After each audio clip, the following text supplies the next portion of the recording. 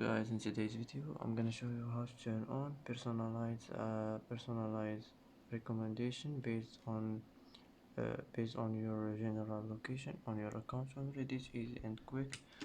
First, click on your profile. Now click settings, and now click account settings. Now here you will find it, personalized recommendations based on your general location. Just click on it like this and it will be turned on, and that's it.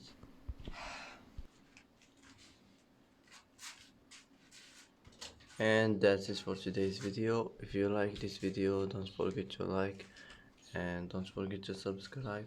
I hope this video is helpful for you, and thanks for watching till the end, and see you in the next video.